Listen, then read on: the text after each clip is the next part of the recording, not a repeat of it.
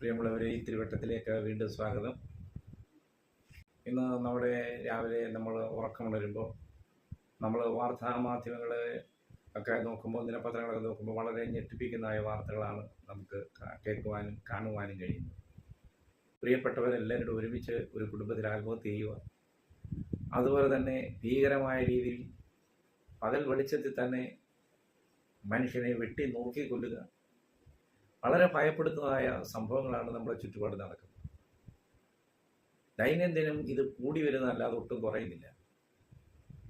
എവിടെയാണ് ഇവിടെ താളപ്പിഴ സംഭവിക്കുന്നതെന്ന് നമ്മളൊന്ന് ചിന്തിച്ചാൽ, ഞാൻ പലപ്പോഴും ചിന്തിക്കുക, എന്തുകൊണ്ടാണ് ഇങ്ങനെയൊക്കെ പ്രശ്നങ്ങൾ നടക്കുന്നത്? ഒരേ ഒരു കാരണമേ എനിക്ക് തോന്നുള്ളൂ, സ്നേഹമില്ലാത്തതിൻ്റെ ഫലമായിട്ടാണ്. സ്നേഹം നഷ്ടപ്പെടുമ്പോൾ മൃഗീയമായ സ്വഭാവങ്ങൾ ഉടലെടുക്കും. സ്നേഹമുള്ളിടത്ത് ക്ഷമിക്കുവാനും സഹിക്കുവാനും വിനയപ്പെടുവാനും കഴിയും. നമ്മുടെ എല്ലാ ദൈവങ്ങളും സ്നേഹത്തിൻ്റെ ദൈവങ്ങളാണ്. മനുഷ്യൻ്റെ ഉള്ളിൽ നിന്ന് സ്നേഹം നഷ്ടപ്പെടുമ്പോൾ മറ്റുള്ളവരോട് പകയും വിദ്വേഷവും തോന്നുകയാണ്. എന്താണ് ഇതിന് കാരണം? പ്രിയമുള്ളവരെ, സ്നേഹമുള്ളിടത്ത് ദീർഘമായി ക്ഷമിക്കുവാൻ സഹിക്കുവാനായിട്ട് കഴിയും. അതുകൊണ്ട് പ്രിയമുള്ളവരെ, നമ്മുടെ ഭവനങ്ങളിൽ നമുക്ക് സ്നേഹം ഊട്ടി വളർത്താം. നമ്മൾ സ്നേഹത്തിൽ നമ്മൾ മറ്റുള്ളവരെ കരുതുവാനായിട്ട് നമുക്ക് കഴിയുമെങ്കിൽ മാത്രമേ ഈ പ്രശ്നങ്ങളിലൊക്കെ ഒരു പരിഹാരം കാണുവാനായിട്ട് കഴിയൂ. വിശുദ്ധ ഗ്രന്ഥങ്ങളിലെല്ലാം സ്നേഹത്തെപ്പറ്റി മാത്രമേ പറയുന്നുള്ളൂ. ഞാൻ മനുഷ്യരുടെയും ദൂതന്മാരുടെയും ഭാഷകൾ സംസാരിച്ചാലും സ്നേഹമില്ല എങ്കിൽ ഞാൻ മുഴങ്ങുന്ന ചെമ്പോ ചിലമ്പുന്ന കൈത്തളമോ അത്രയെന്നാണ് പറയുന്നത്. എനിക്ക് പ്രവചനപരമുണ്ടായിട്ടും സകല മർമ്മങ്ങളും സകല ജ്ഞാനവും ഗ്രഹിച്ചാലും മലകളെ നീക്കുവാൻ തക്ക വിശ്വാസമുണ്ടായാലും സ്നേഹമില്ല എങ്കിൽ ഒരു പ്രയോജനമില്ല എന്ന് പറയുന്നു.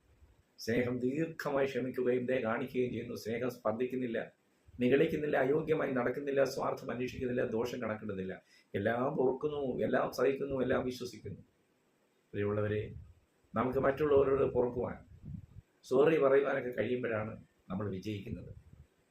വാശിയും വൈരാഗ്യവും ഒക്കെ കൊണ്ട് ഇന്ന് കാണുന്നവരെ നാളെ കാണുന്നില്ല. പ്രിയമുള്ളവരെ, എത്രയോ മനുഷ്യർ ഉറങ്ങാൻ കിടന്നിട്ട് ഉറക്കം ഉണരാത്തവരുണ്ട്. പ്രിയമുള്ളവരെ, നമ്മൾ മനുഷ്യത്വമുള്ളവരായി ജീവിച്ചെങ്കിൽ മാത്രമേ നമ്മുടെ ഇതെല്ലാം നമുക്ക് പുനഃസ്ഥാപിക്കുവാനായിട്ട് കഴിയുകയുള്ളൂ.